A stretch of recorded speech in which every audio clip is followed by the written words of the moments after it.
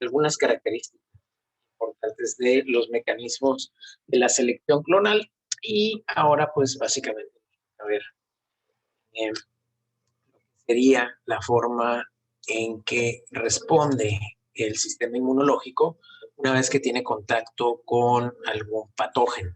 ¿Okay? Y ese son básicamente el mecanismo efector de la respuesta inmune como tal. Bien, entonces vamos a ver esto.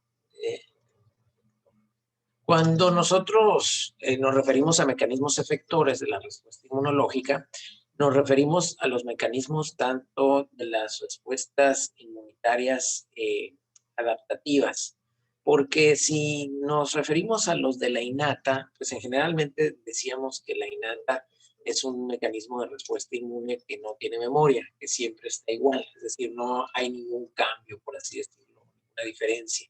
Pero la inmunidad adaptativa o adquirida tiene algunas características que vale la pena subrayar por ahorita de forma general. Estas características son que la inmunidad adquirida o adaptativa, que decíamos es lo mismo, puede generar una respuesta de tipo humoral o celular. Siempre que nos refiramos a humoral, estamos hablando de todo lo que son proteínas que no tienen nada que ver con células. Evidentemente, cuando hablamos de una respuesta celular, pues nos referimos a las células involucradas en la respuesta inmunológica. Cuando hablamos de mecanismos celulares, pues evidentemente que no participan anticuerpos, porque el anticuerpo es una proteína que va a estar disuelta en lo que sería el plasma. Pero esa respuesta celular sí es una respuesta importante, por ejemplo, en el rechazo de trasplantes, pero obviamente estamos hablando de la inmunidad adquirida. Destrucción de células cancerosas, igual estamos hablando de inmunidad adquirida. Destrucción de microorganismos intracelulares. Y si ustedes me preguntan, un ejemplo de un microorganismo intracelular obligado, y volvemos al mismo punto, los virus. Los virus son lo que podríamos decir el microorganismo intracelular por excelencia. Es decir, un virus no puede vivir mucho tiempo fuera de una célula. Para poderse reproducir necesita pasar de célula a célula. Y bueno, si esto no ocurre así, es rápidamente eliminado del organismo. Pero cuando ya el virus se establece, entonces pierde importancia los anticuerpos. Fijan aquí, en los mecanismos celulares no participan anticuerpos, pero sí participan las células encargadas de destruir microorganismos que invadieron como tal a la célula. Por eso es que dentro de la memoria inmunológica contra COVID no tiene mucha importancia estar midiendo el anticuerpo. Incluso ni siquiera con la vacuna. Lo que tendríamos que estar midiendo son linfocitos CD8, natural killers, pero natural killers van a ser inespecíficos, porque decíamos, aunque forman parte de la inmunidad adquirida, se comportan como inmunidad innata. Entonces, realmente lo que pudiéramos medir de forma específica serían los linfocitos CD4 y linfocitos CD8. Específicamente los CD8 que van a ser los más importantes en las respuestas contra patógenos intracelulares. Entonces, esta fórmula que viene aquí abajo, pues es importante.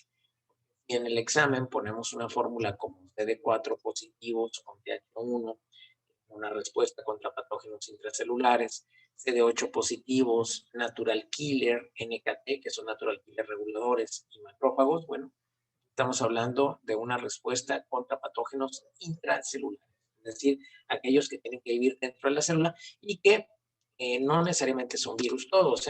Yo mencioné el virus, pero también Mycobacterium tuberculosis es, por ejemplo, una bacteria intracelular que tiene que vivir ahí mucho tiempo, no puede vivir fuera en el exterior de la célula porque es fácilmente eliminada. ¿Cuál es el proceso mediante el cual se despierta una respuesta efectora, la inmunidad adquirida? En este caso, pues estamos viendo una respuesta efectora, que es un ejemplo, contra un virus. Por eso tenemos la respuesta TH1. Tenemos una célula presentadora de antígeno, que entre paréntesis les voy a decir que son los macrófagos y las células dendríticas. Esas son las células presentadoras de antígeno por excelencia. Cualquiera de estas células, ya sea el macrófago o la célula dendrítica, pues como son fagocitos, su función es que fagocitan algún patógeno. Pero una vez que lo fagocitan, no queda hasta ahí nada más. Es decir, el hecho de haberlo fagocitado no termina con la labor o el trabajo de la célula dendrítica del macrófago. tiene que procesar ese patógeno que fagocitó para que después pueda llevar a cabo un proceso que se llama presentación. La presentación de antígeno la lleva a cabo mediante el procesamiento, es decir, va a separar ese patógeno en partes, es decir, va a cortar a la pobre bacteria en cachitos.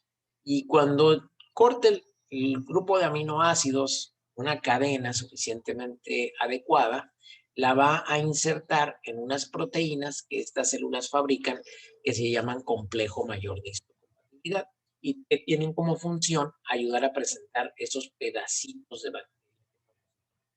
A la fagocito los pega en los complejos mayores de histocompatibilidad y los enseña en el exterior. Lo que está presentando en el exterior va a ser reconocido por un linfocito CD4 o un linfocito CD8, según sea el caso. En este caso estamos con un proceso de presentación de patógenos intracelulares, por lo tanto va a ser presentado en un complejo mayor de histocompatibilidad tipo 2 y ese solamente puede ser reconocido por los CD4. Ya dijimos, son los linfocitos helpers. CD4 lo reconoce y en ese momento se activa, surge una activación. No solamente por el hecho de reconocer al antígeno, sino porque también la célula de la inmunidad innata, es decir, este fagocito, le va a mandar señales a través de citocinas para decirle al CD4, oye, mira lo que te estoy presentando aquí, un virus. Necesitamos que establezcas una respuesta inmune contra virus.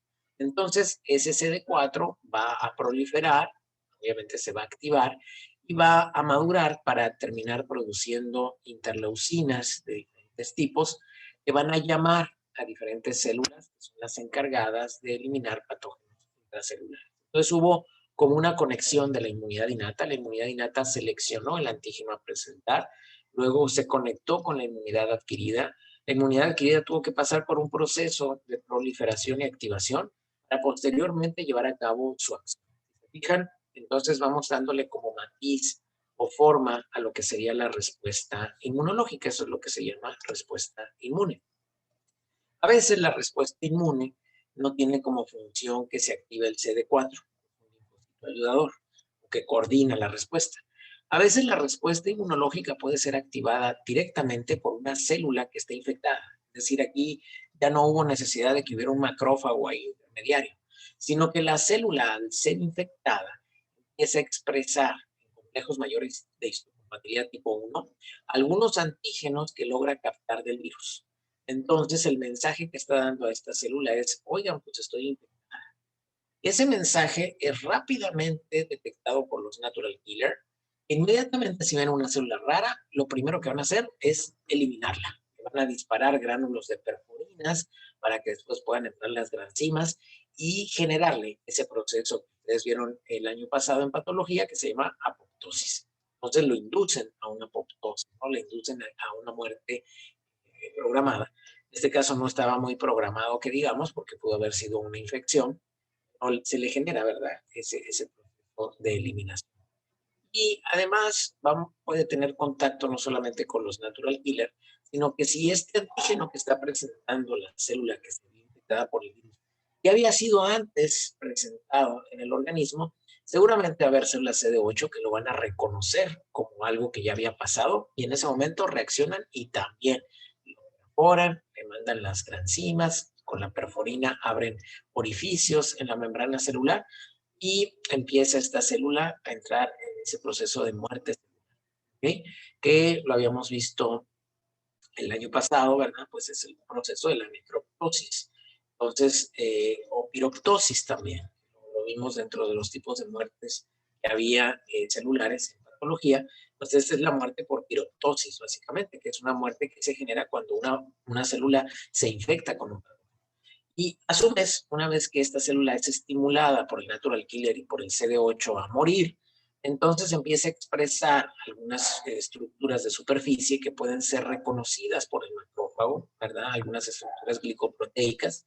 El macrófago le dicen, esa célula está entrando en lo que sería piroptosis, fagocitarla, está a punto de destruir su membrana y puede quedar en el exterior el material genético y condicionar una enfermedad autoinmune. Entonces vale más que no queden residuos de esta célula y el macrófago la empieza a fagocitar. El CD4 no tiene como función matar células. Cuando digo esto, me muerdo la lengua porque la verdad es que el CD4 sí también puede matar células, pero no es como que su función principal. Su función principal es la coordinación de la respuesta inmune. Pero en un momento determinado, si es demasiada la infección, pues hasta el CD4 le entra a los garrotazos, a los catorrazos y también dispara. Es como ese policía, a lo mejor de banco, que pues no es su función andar viendo, persiguiendo delincuentes, pero pues si entran delincuentes al banco, puede en un momento determinado accionar el arma también. Veo que rara vez lo hacen porque casi siempre el delincuente se sale con la suya. Lo entiendo porque pues les pagan muy poco. Pero aquí en nuestro organismo el CD4 no se fija cuánto le están pagando. Si de repente tiene que verse envuelto en una lucha cercana a una bacteria, también puede, o una célula infectada, también puede lanzar granulos de granzima y perforina y ayudar a eliminar a esa célula, pero no es su función principal. Esa sería más una función de los natural killer y los immune system soldiers, natural killer cells are the most aggressive. They are lymphocytes.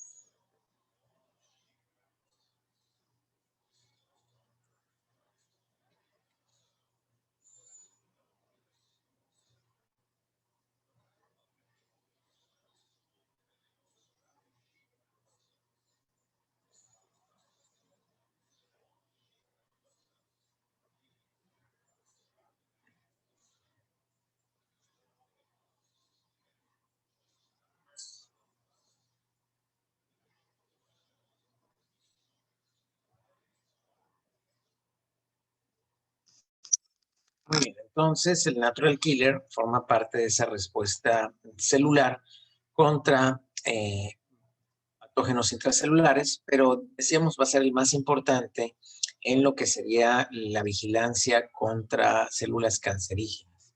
Es una célula muy efectiva, el natural killer, forma parte o desciende de la misma línea de los linfocitos, tanto T como B, pero no se comporta como tal. Se comporta más como parte de la inmunidad innata porque no va al timo, no tiene cierta educación ahí en el timo y por lo tanto no tiene memoria. Es decir, cada vez que el natural killer se expone a una célula, la respuesta es exactamente igual. No es ni mayor ni menor, es igual de intensa.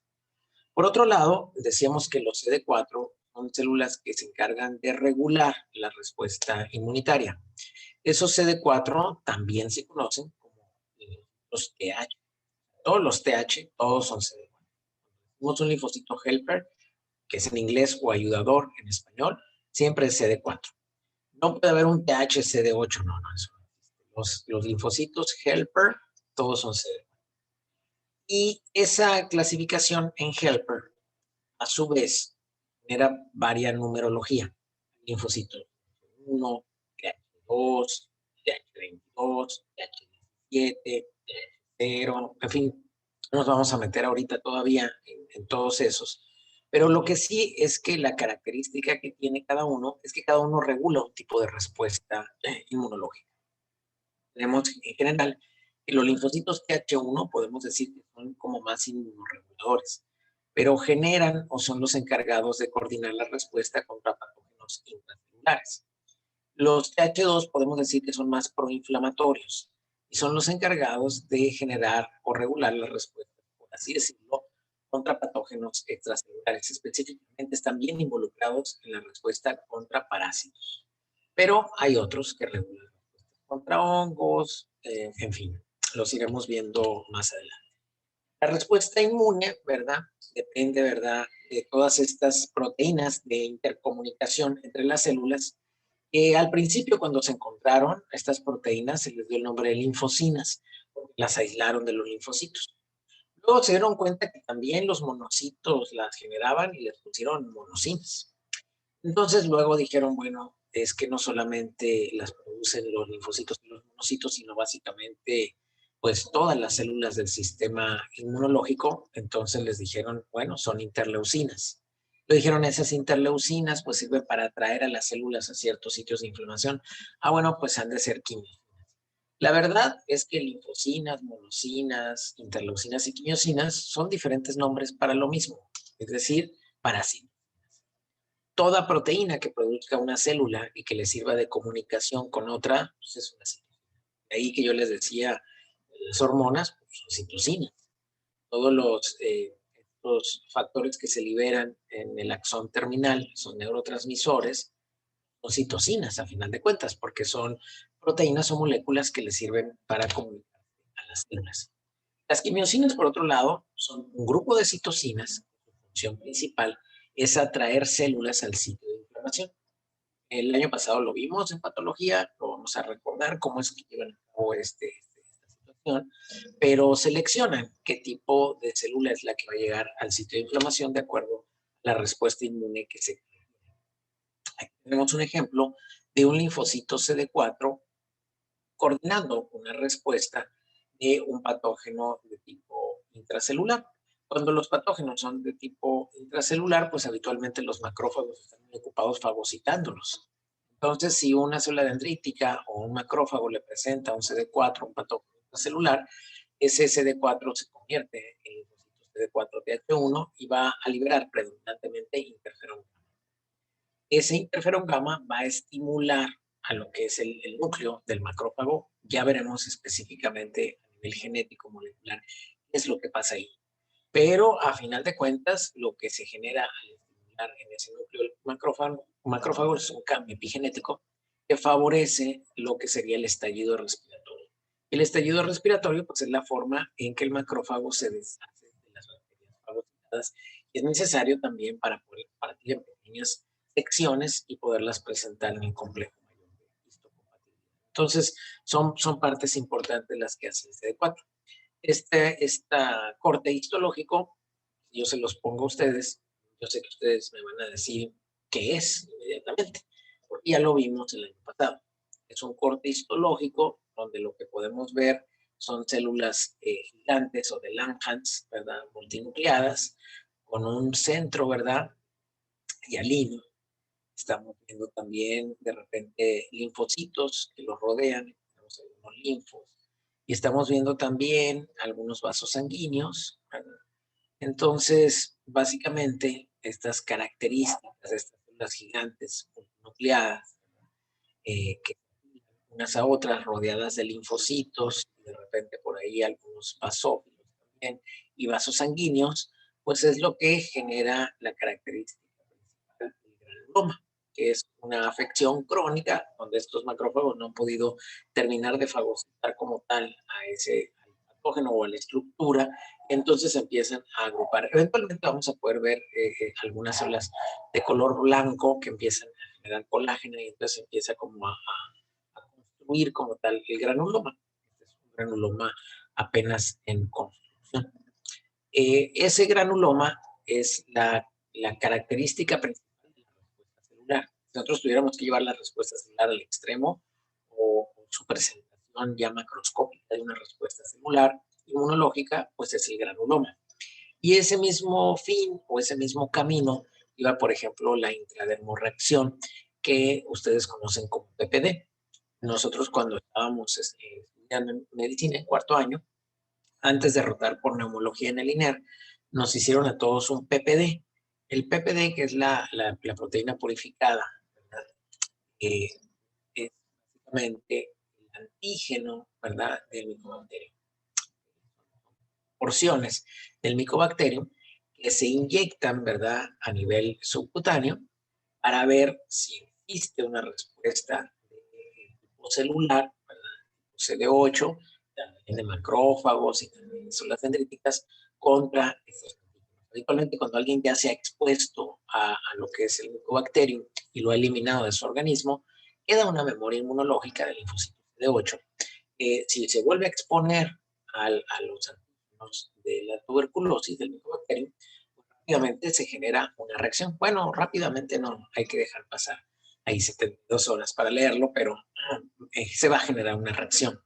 Y esa reacción pues tiene sus características del enrojecimiento, ¿verdad? Y luego una hinchazón, que es lo que se va a medir y nos va a dar la respuesta de la prueba de Mantoux. Lo que queremos ver es la presencia de linfocitos que pueden reconocer al Mycobacterium tuberculosis o de Mitsuda si existen linfocitos CD8 capaces de reconocer al Mycobacterium leprae. Finalmente, pues es lo mismo, lo que estamos valorando es la presencia o no del linfocito de 8 de memoria. Pero también se valora la capacidad de los macrófagos de reaccionar. Por lo tanto, es una prueba que sirve para valorar también inmunidad innata. ¿Ok? Entonces, alguien que tiene PPD positivo, tiene infección por Mycobacterium tuberculosis en ese momento, sí o no. Y los leo, porque creo que es algo que ustedes seguramente ya saben.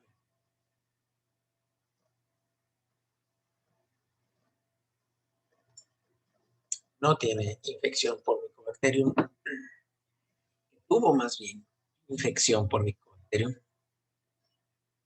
No, muy bien. Sí, efectivamente, el PPD no necesariamente nos habla de que en ese momento la persona tiene una infección por Mycobacterium. Nos habla de que tiene memoria inmunológica. Claro, alguien pudiera tener PPD porque tuvo memoria inmunológica y de repente estársele activando el Mycobacterium tuberculosis, ¿eh?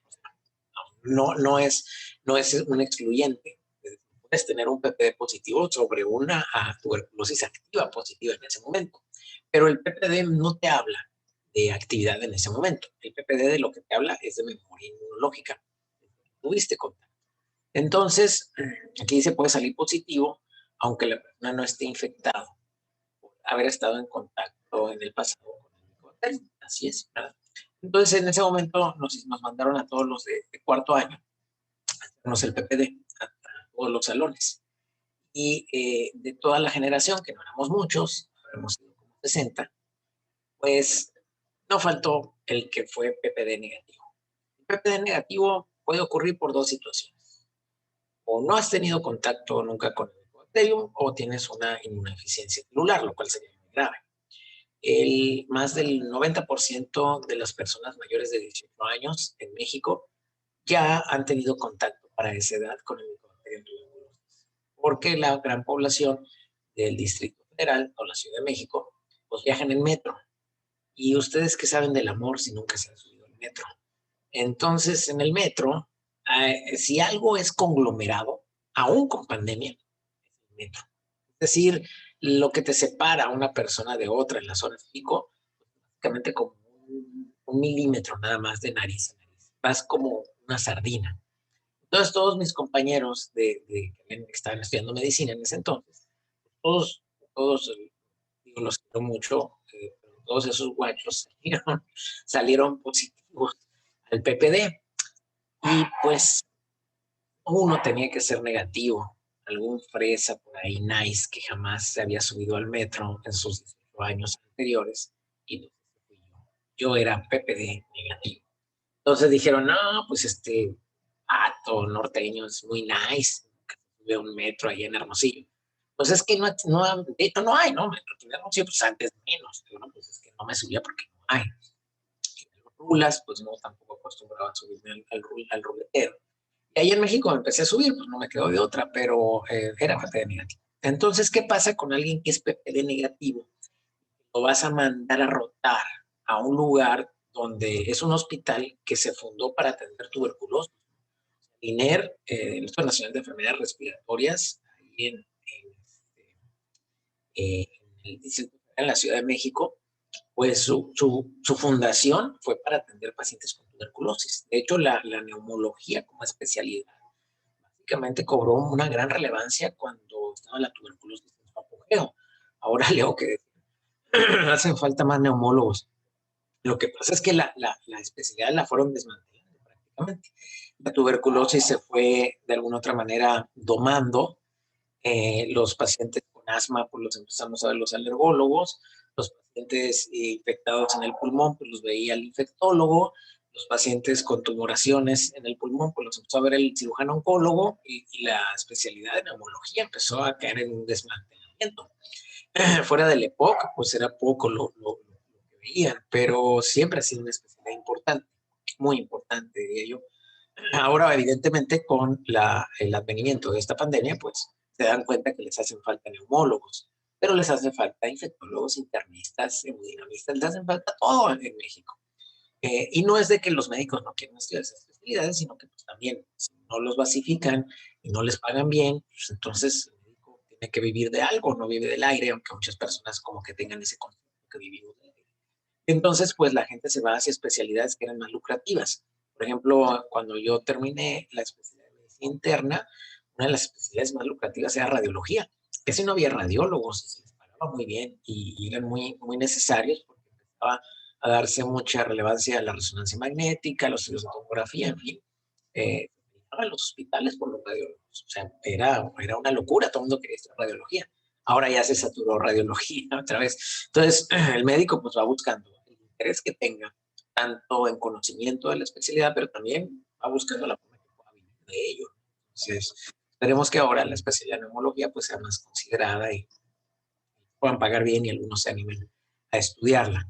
Bueno, me salí del tema. Entonces, ¿qué haces con alguien que es PPD negativo y que lo vas a mandar a un hospital donde hay muchos tuberculosos a rotar? ¿Qué creen que me mandaron a hacer? Los escucho. Bueno, los leo en el chat.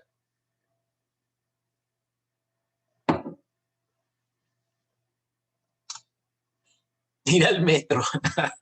No, o sea, es una buena idea, pero no me mandaron al metro, que de todas maneras ya tenía que ir, ¿verdad? No, imagínense que ustedes son los directores de la UDS y van a mandar a muchos estudiantes de cuarto año a rotar por un hospital donde hay muchos tuberculosos. Y resulta que hay jóvenes que son PPDs negativos. Los que son PPDs positivos ya saben ustedes que ya tuvieron contacto con el Mycobacterium y formaron anticuerpos, formaron CD8 de memoria. Entonces, de alguna otra manera, pues vuelven a tener contacto con el Mycobacterium, pum, rápidamente lo van a reconocer y lo van a eliminar. Esa es la teoría, ¿no? Pero los que son PPD negativos, pues están virgencitos, eso si los mandas con Mycobacterium, lo más seguro es que el sistema inmune no lo reconozca, ¿no? A cobrar por exponernos, lo mandaron a exponerse, colegio de... No, ¿qué haces? Le ponemos la BCG. Eso es todo. A mí ya me habían puesto la BCG, sin embargo, probablemente esa BCG que me habían puesto no había sido lo suficiente para generar anticuerpos de memoria. Y el bacilo de Calmette y Guerin no te protege contra la tuberculosis meningia. perdón, contra la tuberculosis pulmonar, pero sí te protege contra la tuberculosis meningia, que es la que es mortal de forma inmediata, tiene una mortalidad muy alta. Entonces ellos me mandaron a que me pusiera la BCG antes de poder entrar a INER a ver pacientes con tuberculosis. Decían, bueno, si este güey le da tuberculosis pulmonar, bueno, qué mala suerte, pero si le da la meningia se nos va a morir y capaz que nos demandan a la escuela por haber mandado al alumno al hospital. Entonces me aplicaron la BCG, eso fue lo que hicieron. A mí ya me habían puesto la BCG antes. Yo soy de esas personas que se ha puesto 2 veces la BCG. Curiosamente, esa BCG es de las pocas vacunas que estimulan la inmunidad innata. Muy importante contra el COVID. De hecho, hubo un protocolo de estudio en pacientes que se les aplica la BCG. De hecho, todavía está corriendo en médicos, en hospitales, para ver cuántos de ellos se enfermaron de COVID y cuántos no, finalmente. Todavía está el protocolo, todavía no arroja resultados, pero es muy interesante. Hay otras formas de valorar la respuesta inmune de tipo celular. El PPD es el más barato y es el que podemos hacer y está a disposición de cualquiera. Ese es el que, si ustedes quieren valorar la respuesta celular, PPD, no se anden quebrando la cabeza. Pero si están en un lugar nice, donde se puede hacer cuantificación por citometría de flujo de células T, no, pues mejor. Se puede hacer el estudio de rosetas, cuantificar cluster of differentiation, que es lo mismo por citometría de flujo, medir citocinas de cada una de las células, que es carísimo, hacer la prueba con timidina, que es un estimulante de linfocitos, para ver si esos se activan o no. Se puede medir la actividad citolítica, a veces de natural killers, y estudios como MIF y LIF, que no es MIF, que son estudios en los que ponen en un capilar a lo que serían los linfocitos o los macrófagos, y en ese capilar se agregan algunas interleucinas. Si el linfocito y el macrófago empiezan a migrar por el capilar, quiere decir que sí tienen una buena respuesta de tipo celular esa persona. Entonces son formas de evaluar el sistema inmunológico.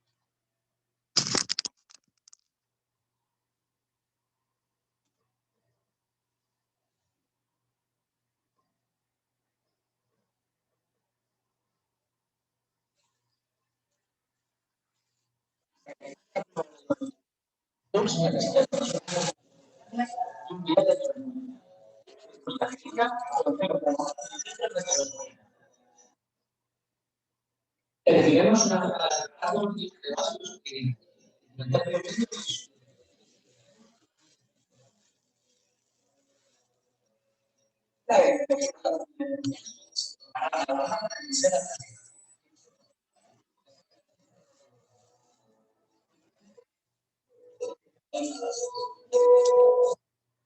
observamos cómo aparece la clase.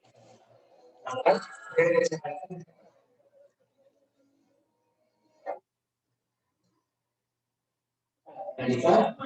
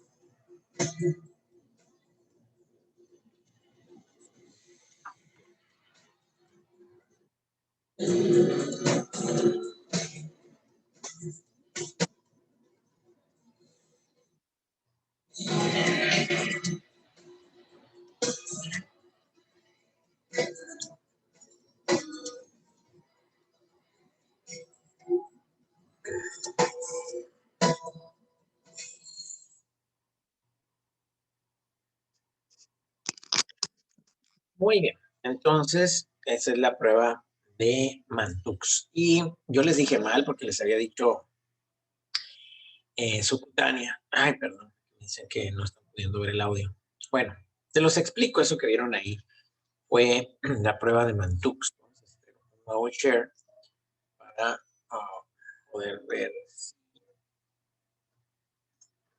aparece. Bueno, lo que vieron fue la realización de la prueba de Mantux. Yo les había dicho que era subcutánea, pero no es intradérmica, intradérmica. Por eso es que El bisel va básicamente paralelo a la piel. Que aparece esa pequeña lesioncilla que hay que leer. Y bueno, si hay esa induración, pues ya nos habla de que si hay una respuesta inmunológica adecuada. Si no hay esa induración, el PPD es negativo y la persona pues no tiene memoria inmunológica contra el micobacterio. Por lo tanto, en esos casos, pues, habrá que ponerle el BCG. Ahora, el diagnóstico de tuberculosis, como todos los diagnósticos en medicina, clínico, no es a base de pruebas, es a base de la historia clínica del paciente, donde nos va a hablar de esa tos tan severos, requiere que sea en las noches, que es tos muy productiva. Muchas veces dicen, tengo una flemita, a lo mejor es tuberculosis. No, no, no. El que tiene tuberculosis te llena un vaso de flemas, así, un vaso grande, así, esos vasos eh, de una yarda para la tecate de los estadios de béisbol, así un vaso gigante durante la tos de la noche. Una tos que lo despierta, no lo deja dormir. Son fiebres nocturnas que hacen que pierden peso, el paciente pierde peso, baja muy rápido de peso. Finalmente tiene el antecedente de varios miembros de la familia con tos. La exploración física, pues hoy es el timpanismo característico de algunas cavernas a nivel de lo que es el pulmón, movimientos de ampliación y amplexación disminuidos, pacientes con desnutrición evidente, a veces pueden tener dificultad respiratoria y, bueno, ya después tú pedir un cultivo en expectoración, el VAR en expectoración, la búsqueda por cadena de polimerasa de antígeno de tuberculosis, también por lavado bronquial, y bueno, todo eso te va a apoyar más tu radiografía de tórax, la TAC, pero el diagnóstico clínico. Cuando roten por radiología les van a decir que no, que el diagnóstico es por imagen. Sí ayuda mucho las imágenes, pero la verdad es que los diagnósticos siguen siendo evidentemente clínicos. El problema de la tuberculosis meningia es que te puede matar. O sea, puede darte desde una parálisis, un problema de que no puedas mover un miembro, te puede generar básicamente una inflamación tan severa a nivel cerebral que se genere la muerte del individuo. Entonces, no hay como que alguien vive con tuberculosis meningia mucho tiempo.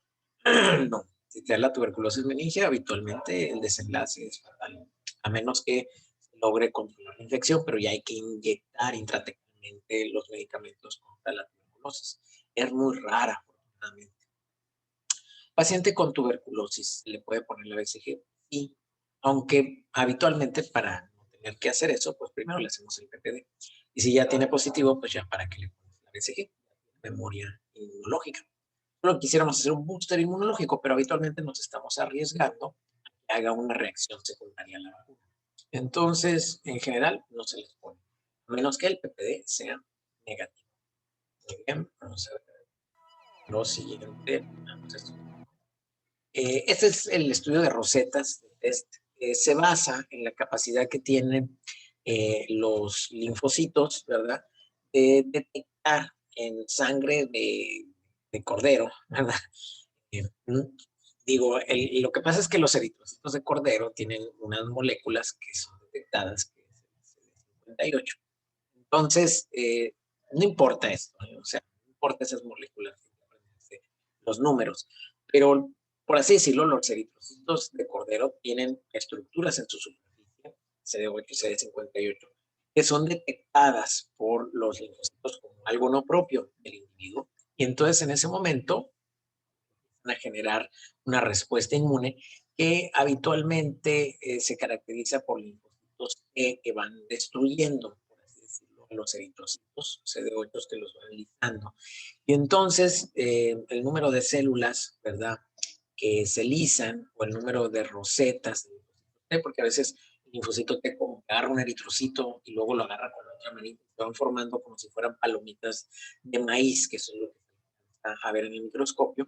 La presencia de esas rosetas nos habla de actividad CD8. Si sí se forman, quiere decir que esa persona, su linfocito CD8 funciona muy bien. Para eso es nada más para ver. Ahora vamos a ver el proceso de citometría de flujo. Muy sencillo, espero que ahora sí el audio funcione, porque que tenga audio, si no, me avisa. ¿Okay? Si no, no lo... Las partes fundamentales de un citómetro de flujo son un rayo láser, un sistema de flujo que contiene la preparación a analizar, diferentes detectores lumínicos y fluorescentes, un sistema electrónico de registro de la información. La suspensión celular atraviesa el láser permitiendo que sus elementos formes produzcan alteraciones del haz de luz. Las células pasan ordenadamente registrando de forma individualizada cada una de sus características.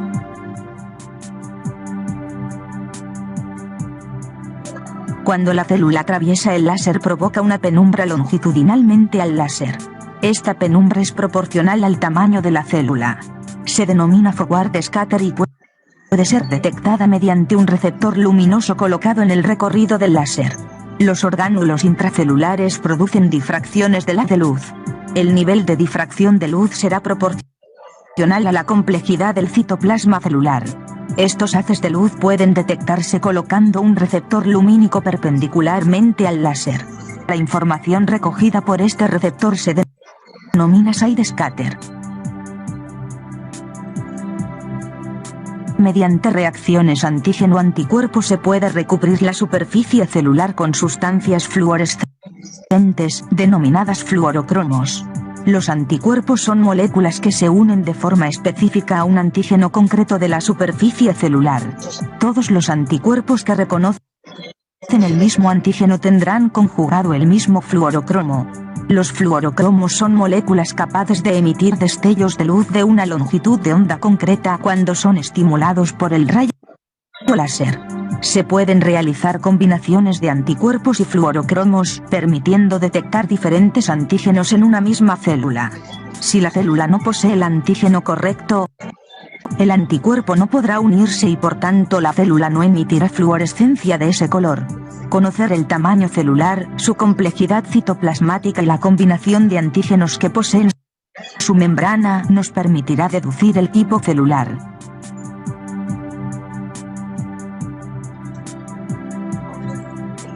La información lumínica y fluorescente que ofrece la célula es recogida por los receptores. El receptor forward scatter recoge la penumbra celular. El receptor side scatter recoge la cantidad de luz del láser desviada, proporcional a la complejidad del citoplasma. La fluorescencia emitida por los fluorocromos es recogida por diferentes receptores tras ser filtrada por diferentes cristales dicroicos. Los cristales dicroicos tienen la particularidad de que son capaces de reflejar longitudes de onda determinadas, permitiendo que las demás lo atraviesen sin sufrir modificaciones. Los diferentes receptores transforman la luz en señales eléctricas que son enviadas a un registro informático.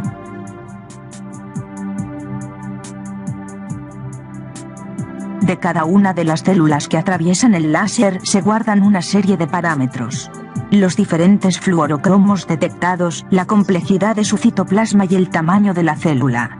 Debido a pequeñas variaciones en la fluorescencia, un mismo fluorocromo puede ser representado en nuestros datos como intensidades ligeramente diferentes, pero siempre manteniendo en esencia el mismo color.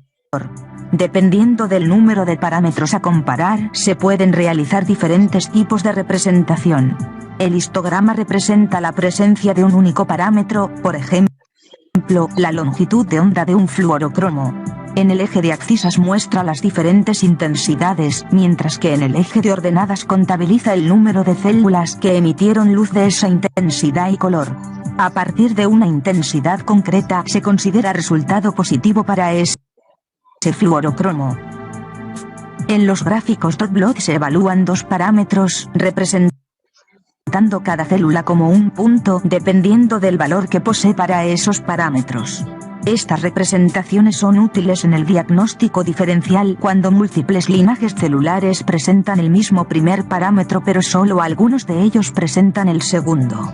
Si ambos parámetros son dicotómicos, es decir, positivos o negativos, podemos dividir el gráfico en 4 cuadrantes. Un cuadrante doble positivo para ambos parámetros. Un cuadrante doble negativo para ambos parámetros. 2 cuadrantes positivos y negativos para cada parámetro respectivamente. Una importante variación de los gráficos dot plot son los gráficos density dot plot. Identifican mediante un mapa de colores las diferentes frecuencias o repeticiones de una misma situación en un dot plot normal. Añadiendo a las gráficas de 2 dimensiones dot plot una tercera dimensión, podemos obtener la comparación de un tercer parámetro. Los density dot plot pueden ser representados de manera tridimensional utilizando la densidad como un tercer parámetro. Las zonas de alta densidad poseerán mayor altura en la gráfica.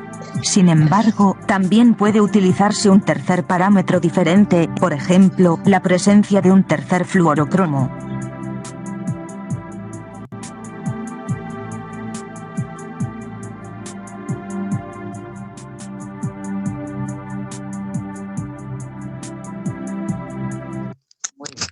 Entonces, eso es la citometría de flujo. En resumen, se hacen pasar a las células por un pequeño capilar. Ese capilar tiene una luz. Cuando la célula pasa por ahí, la luz de la célula se hace una difracción y hay una luz que se refleja de forma derecha, que nos da el tamaño de la célula, y hay luz que se refleja hacia los lados, que nos van a dar las características de algunos organelos, pero si nosotros agregamos fluorocromos, que no son más que anticuerpos que llevan la capacidad de hacer un destello de luz, pegaron esos anticuerpos ahí, podemos poner anticuerpos anti-CD4, por ejemplo.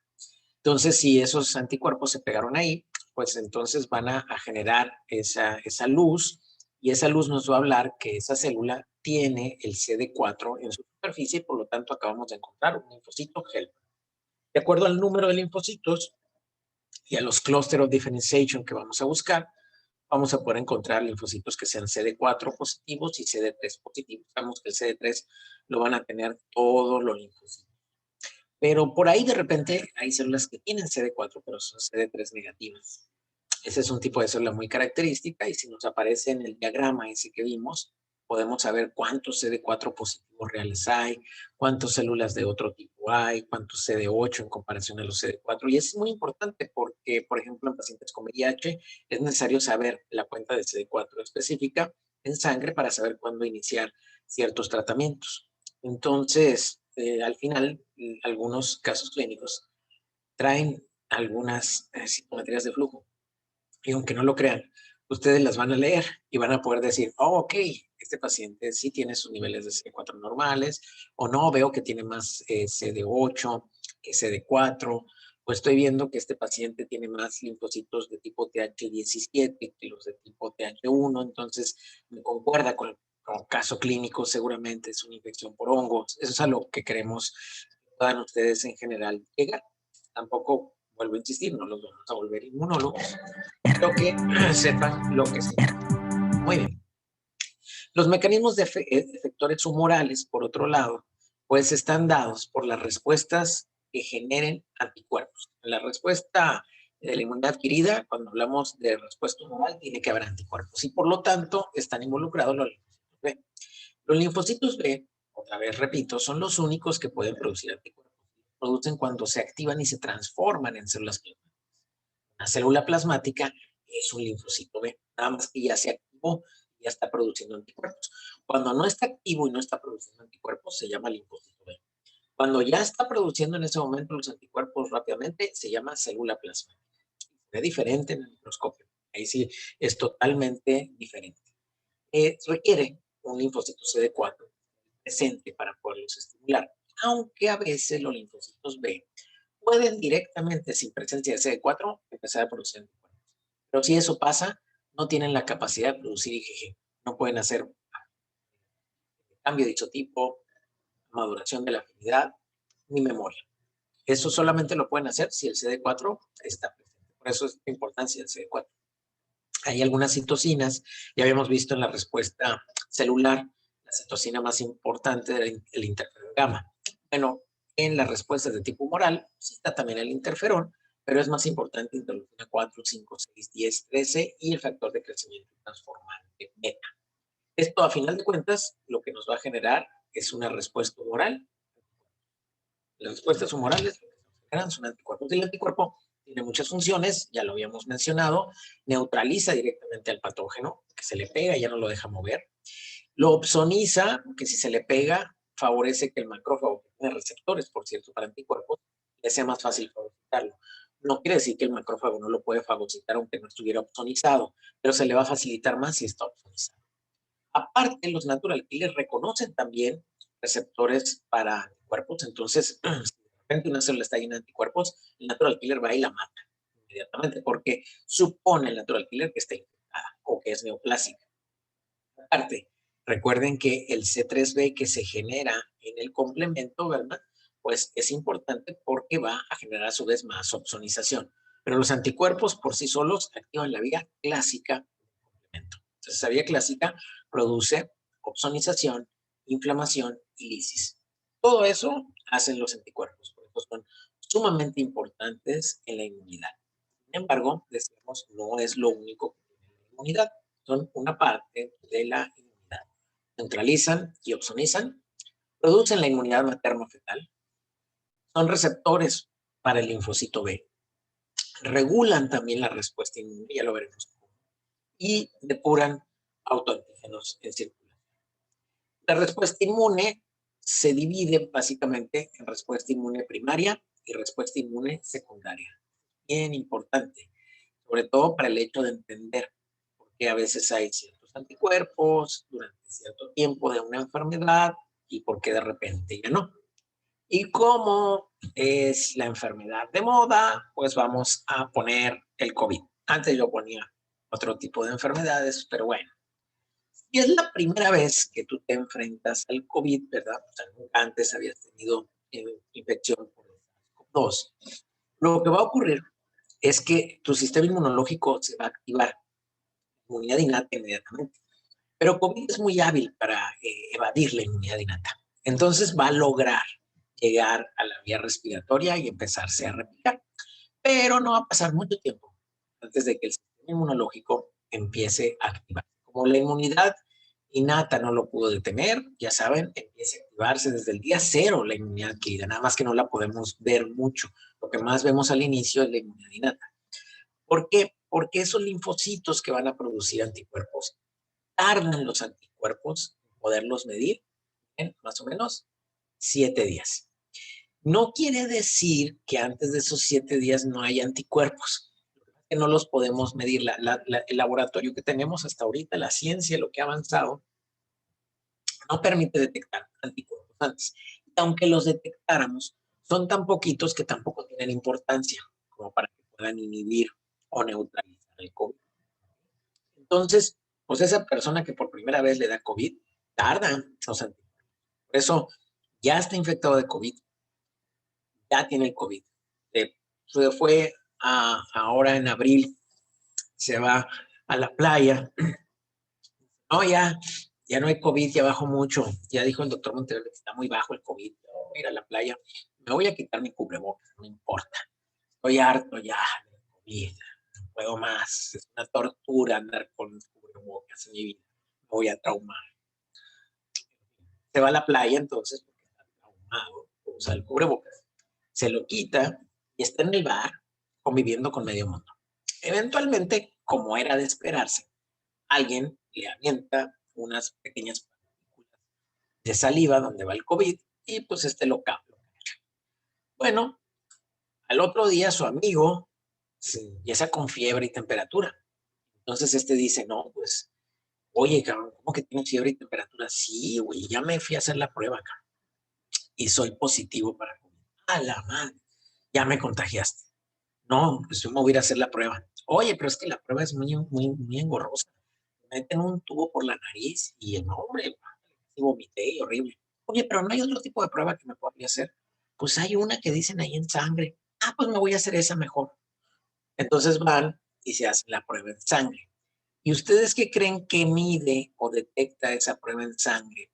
¿Cuántos anticuerpos va a detectar cuando este tipo lleva menos de 7 días de que se puso el COVID? 0. Le sale con 0 anticuerpos. ¿Qué le va a pasar a ese tipo? Va a decir, no me infectaste porque ya me hice la prueba en sangre y no tengo anticuerpos con COVID. Así que no me infectaste. grave error. Eso es un desconocimiento total de cómo funciona el sistema inmunológico y lo vimos muy al inicio, bien común. La gente iba y se hacía la prueba que se le llamaban PET, pensando que esa era la prueba que necesitaba. Y era bien, pero bien común. Y a mí me llegaran pacientes con la prueba de anticuerpos negativa. Me dijeron, doctor, pero pues lo que yo no entiendo, salí negativo al COVID. Tengo tos, me duele la garganta, se me fue el olfato, y no puedo respirar. Y yo les decía, pues, no, pero la prueba me salió negativa. Las pruebas no son diagnósticas ninguna de COVID. ¿Pero cómo no? La prueba lo que te dice, la que traes en sangre, es si tienes memoria inmunológica contra el COVID o no. Nada más. No te dice si tienes COVID. La prueba de antígeno te dice si el virus está en la nariz. Nada más. No te dice si tienes COVID. El PCR, que es bien sensible, te dice si el virus está ahí en la nariz o en la garganta. Nada más. No te dice si tienes COVID. Pero el COVID es clínico. COVID es tos, falta de aire, no puedes respirar, perder el olfato, desaturas, dolor de cabeza, dolor de garganta.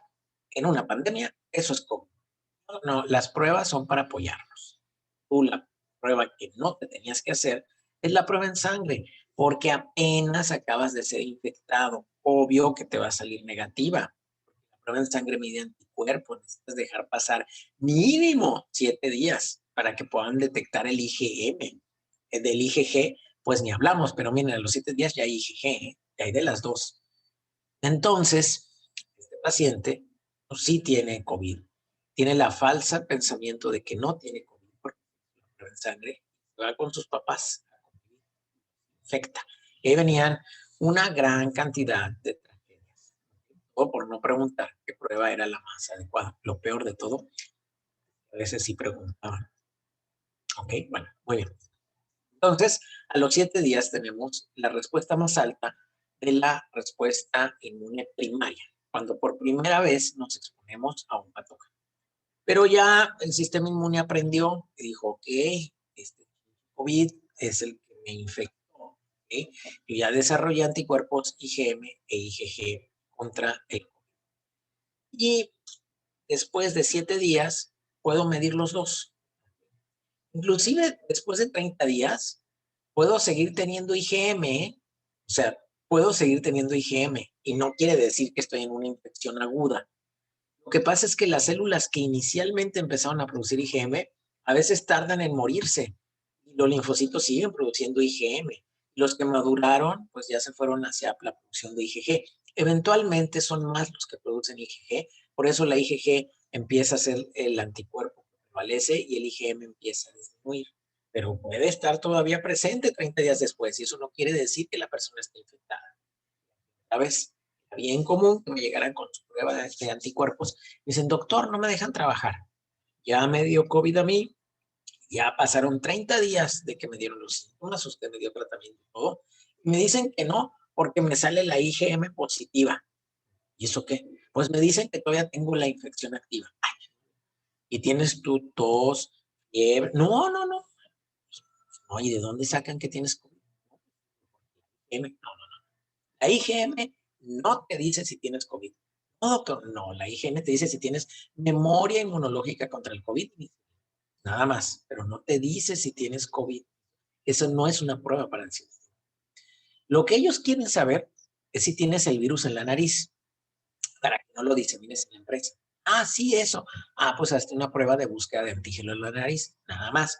Deja los anticuerpos en paz, no los muevas. Los anticuerpos déjalos. Pero como los laboratorios les daban un papelito donde decía IgM positiva, IgG negativa, infección aguda. IgG positiva, IgM positiva, infección a la mitad. IgG positiva, IgM negativa, ya no tienes COVID. Se los ponían como para que la gente pudiera como interpretar, pero realmente el sistema inmune así no funciona. Esa no es la forma en que el sistema inmune funciona. El sistema inmune está todo revuelto, funciona todo al mismo tiempo. La IgM se va a ir cuando quiera, cuando ya no haya linfocitos, no cuando el laboratorio quiera que ya no esté positiva. Para más INRI, lo único que hacían los laboratorios es medir cualitativamente. Te decían si estaba la IgM o no estaba, pero no te decían cuánto de IgM. Porque a lo mejor puedes tener, por así decirlo, 100 de IgM, 30,000 de IgG. Entonces, ese paciente memoria inmunológica, el IgM no importa. Pero como no te daban la cantidad, cuando yo empecé a pedir, le decía, no, que te reporten cuantitativamente. Otra vez el cerebro, los químicos. ¿Para qué quiere este cabrón cuantitativamente? Pues para saber, güey, en qué evolución va el paciente. Si no, no puedo saberlo. Nomás me está diciendo que tiene o no tiene, pero ¿cuánto tiene? ¿No? Es como si te dicen, es que mi novio es rico. ¿Ah, sí? ¿Y cuánto tiene? No, pues no sé. Porque por lo mejor es rico, es el rico de la colonia, por lo mejor es el rico de todo el país. O sea, es rico como quien, como Carlos Slim, o es rico porque tiene una casa donde dormir, pero es de cemento. Es importante definir qué tanto, es bien importante. Entonces, en anticuerpos, si no me los dan cuantitativos, prácticamente no tienen ninguna utilidad. Todas esas kits de pruebas que les pican el dedo y que luego le dicen, híjole, no tienen mucha utilidad, que digamos. Pero bueno, la gente los usaba porque era lo más. Entonces ya este se infectó, ya por COVID, ya le quedó memoria inmunológica. Para la siguiente vez que vuelva a irse a la playa, que no, pues ya fui ahora en Semana Santa, pero ahora vamos a rentar una casa en julio y nos vamos a ir todo el mes. Ah, porque estamos hartos del COVID y estamos traumados y qué barbaridad, no podemos vivir así, el cubrebocas, y bueno, el cubrebocas, se va a la fiesta, convive con muchas personas y efectivamente, eventualmente, vuelve a caer el virus otra vez. Ah, pero ahora la respuesta inmune ya no va a ser como la primera vez, ¿no? Ya el sistema inmunológico, no, güey, se te acabó tu pendejo. Ahora sí voy a responder rápido y rápidamente pasa a responder IgG. Ya no genera IgM. Ya en la segunda ocasión, lo primero que genera es IgG. Rápidamente, IgG muy alto. Por eso, pacientes que ya tuvieron COVID, que quedaron con memoria inmunológica, la manera de saber si tienen reinfección es si la IgG que terminaron con las que le pedimos al final, si se eleva el doble de lo que tenían con lo que quedaron, esa es una reinfección. Pero si generan IgM, entonces lo que tenemos es que el paciente tuvo la mala suerte de presentar una infección nueva por una nueva cepa de COVID. No tiene por qué formar IgM si la respuesta es secundaria. Alguien que ya dio COVID no va a volver a formar IgM. Lo que va a formar es IgG en cantidades muy altas. Si le da COVID, tiene todos los datos de COVID, está formando IgM y ya había tenido COVID antes, esa es una infección por una nueva cepa. No podemos decir que es una reinfección, es una infección nueva, porque una cepa nueva pues es otro virus. El sistema inmune es muy específico. Tú le cambias tantito al virus, te dice, no, yo reconocía al SARS-CoV-1 normalito, pero ahorita me estás poniendo la cepa africana, no, esta no la reconozco. Esta otra vez desde el principio, volver a hacer la razón. Ah, pero ¿cómo? Sí, el sistema inmune, acuérdense que la inmunidad adquirida es exquisitamente específica. Tú le cambias tantito, ya ese ya no lo reconoce. Tienes toda la oportunidad porque tienes una gran cantidad de receptores que van a poder reconocer a estos patógenos, pero si tú se los cambias tantito, es otra vez empezar desde el principio. ¿Okay? Hay que volver a formar primero IgM y luego ya con el tiempo IgG. Fíjense cuánto tiempo más o menos tardó en fue la respuesta primaria, hasta 7 días en forma de anticuerpos. Cuando es una respuesta secundaria, a los 3 días ya tienes anticuerpos, en cantidades bien altas. Ya te brincas todo ese proceso de la maduración de la afinidad, del cambio de isotipo, de la formación de células de memoria, porque ya están las células de memoria. Ojo, no se quedan como células plasmáticas de memoria, se quedan como linfocitos B de memoria. Y en cuanto tienen contacto con el patógeno, ya es mucho más rápida la respuesta y más intensa. Entonces, las características de la respuesta primaria es que tardan 7 días en que podamos medir los anticuerpos. Es el tiempo que Dios tardó en crear el mundo. Un compañero de ustedes la tuvo bien en un examen profesional gracias a que se acordó que era el tiempo que Dios tardó en crear el mundo. Dije, bueno, pero no le sirvió para eso. Y la respuesta secundaria del sistema inmune, y yo no le pregunté eso, por si no le pregunté eso, el examen profesional. Y la respuesta secundaria, que es después de haber tenido la infección, se caracteriza por ser la mitad de corta. A los 3 días ya estás, y además ya no produces IgM, ya produces directamente IgG. ¿Ok? Eso es bien importante. Y aparte de eso, Todavía como un plus, quedan más células de memoria. Vean aquí el nivel de células de memoria que teníamos con la primera infección y vean el nivel de células que tenemos con la segunda infección. Por eso les adelanto, aquel que se enferma de COVID la primera vez, pues sí le puede ir de la chingada porque no tiene el sistema inmunológico preparado. Pero aquel que se enferma por segunda vez, habitualmente no le va tan mal. Si se enferma una tercera vez y una cuarta vez, entre más veces se enferme, más veces se exponga al COVID. Cada vez le va a causar menor infección. No, menor complicación. No, doctor, es que yo conocí a alguien que le dio COVID 2 meses y le fue de la chingada. Si te da COVID y apenas vas saliendo del proceso inflamatorio, no tienes ni 30, 40 días que te dio, te vuelve a dar COVID, sí, tu respuesta inmunológica va a ser muy fuerte. Esto va a generar complicaciones muy graves. Pero si te da COVID y dejas pasar de perdida cuidándote unos 6 meses a un año, es muy poco probable que la segunda vez que te dé genere un proceso de complicación grande porque lo vas a eliminar. Y si estás inflamado, todavía ni siquiera terminas de desinflamarte, vuelve a dar COVID, no llevas ni 2, 3 meses, sí te puedes poner muy mal. A los que fueron asintomáticos, ¿les puede volver a dar? Fíjate bien, José Carlos. Hay dos términos muy importantes: infección y enfermedad. Infectarnos de COVID, el COVID llegue a nuestra vía respiratoria, siempre, todo el tiempo, no hay forma de evitarlo.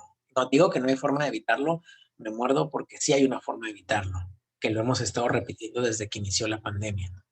Cubrebocas. Si te pones el cubrebocas, pues no puede llegar el virus a tu nariz. Pero si tú te quitas el cubrebocas, pues no hay forma de que evites que el virus llegue a tu nariz, de que te infectes, no puedes evitarlo, porque no es como que el anticuerpo va a brincar afuera de la nariz para bloquear al virus antes de que llegue a tu nariz. No, no hay forma.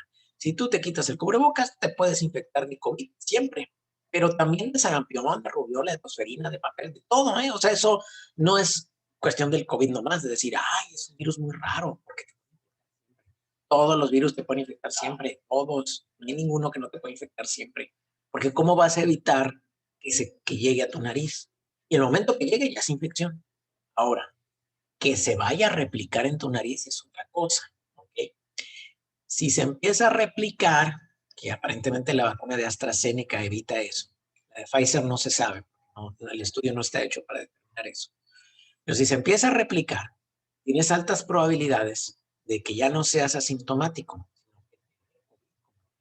Es decir, tos, falta de aire, nariz tapada, pérdida del olfato, COVID. Si tú tienes el virus ahí, pero se está replicando muy bajito, o no se está replicando del todo, pero ahí está, tú no tienes COVID, eres portador asintomático, nomás te infectaste. Que de hecho, se cree que una gran parte de la población se infecta por COVID. Así se comporta. Es muy común que me digan, doctor, ¿verdad qué raro? Yo me infecté de COVID, no me dio nada.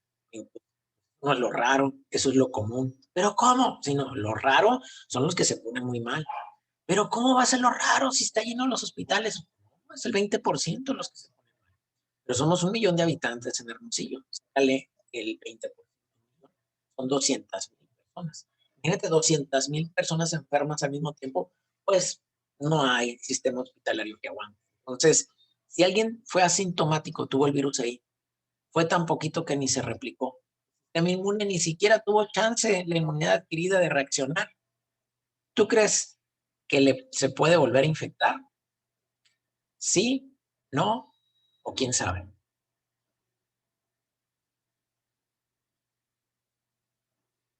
Sí, infectarse sí. ¿Puede desarrollar COVID? También, porque al ser asintomático, lo más seguro es que no haya generado anticuerpos. Es decir, no hubo una respuesta primaria. Lo que vimos en COVID es que la mayor parte de los asintomáticos no hacen respuesta inmune primaria. No haces respuesta inmune primaria, olvídate de la memoria inmunológica. Para hacer memoria inmunológica tienes que a fuerzas hacer respuesta inmune primaria. No hacer respuesta inmune primaria, es decir, no pasó el estímulo a la inmunidad adquirida, no haces memoria inmunológica. Y luego entonces estás expuesto a que te vuelva a dar que te lo vuelvas a tener en tu vía respiratoria y que en una de esas desarrolles. Lo que hemos visto habitualmente con los pacientes asintomáticos es que si vuelven a tener COVID, vuelven a ser asintomáticos. Es decir, su sistema inmunológico lo vuelve a eliminar. Vean la situación. La mayor parte de la gente es asintomática porque el sistema inmune es tan eficiente que a la mayor parte de la gente no se le desarrolla el COVID. A pesar de todo lo que pudiera haberles machacado en el cerebro durante todo este año de la pandemia, nuestro sistema inmunológico contra el COVID es excelente. El 80% de las veces lo elimina. Es la verdad. O sea, mucha gente me dice, yo me curé el COVID con unos tequilitas. Yo me eché un poquito de whisky. Yo salí a la luna llena y me fumaba un churro de marihuana. Yo me tomaba un chocomil. Yo me tomaba dióxido de cloro. Miren, sinceramente, el 80% de las personas pueden no hacer nada y se les iba a quitar solo. El problema era el 20% que se complica. Como no sabemos quién se va a complicar, lo más adecuado es darle tratamiento a todos. Parejito. Ya no te arriesgas. No sabes si se va a complicar un bebé o se va a complicar una persona de 80 años. Obviamente teníamos un parámetro más común, sabíamos que obesos, hipertensos, diabéticos mayores de 70 era lo que comúnmente se complicaba, pero me tocó ver personas de 20 años caminando como viejitos de la neuropatía post-COVID. Aguas. Entonces, la respuesta primaria inmunológica de la inmunidad adquirida siempre es más pequeña la primera vez y es más fuerte en la segunda ocasión, más intensa. En la primaria vamos a predominar la IgM más que la IgG. Y en la secundaria lo que vemos es IgG. En algunas situaciones podemos ver también IgA, IgE e inclusive IgM. También puede haber, pero va a haber menos cantidad de IgM. La afinidad que tienen los anticuerpos en la respuesta primaria al ser IgM tienen más avidez, porque tienen muchos sitios de unión, es un pentámero, miren, vean su avidez, 1, 2, 3, 4, 5, tiene mucha avidez, pero tiene poca afinidad. En la respuesta secundaria hay mucha afinidad, porque esa IgG es un anticuerpo de mayor calidad, entonces la respuesta es mejor. Todos los inmunógenos, cualquier inmunógeno, que puede ser, decíamos, proteína, carbohidrato y lípido, pueden despertar una respuesta inmune primaria.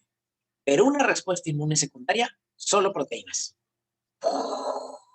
No hay forma de que te dé una respuesta inmune secundaria con un carbohidrato, con un lípido. Por eso todas las vacunas, todas son de aminoácidos, de proteínas. Cuando digo eso, cierto, doctor, las de RNA es de material genético. Sí, pero el material genético, ¿qué es? Una cadena de aminoácidos. Y una cadena de aminoácidos es una proteína. A final de cuentas, hasta las nuevas son también de proteínas. Entonces, este es básicamente lo más importante. La respuesta inmunohumoral se puede valorar con electroforesis de zona, con inmunoglobulinas totales, inmunoinfusión radial, linfocitos B de rosetas. Y aquí la vamos a dejar porque ya son las 10 de la noche. No lo quiero marear. Vamos ya a punto de terminar este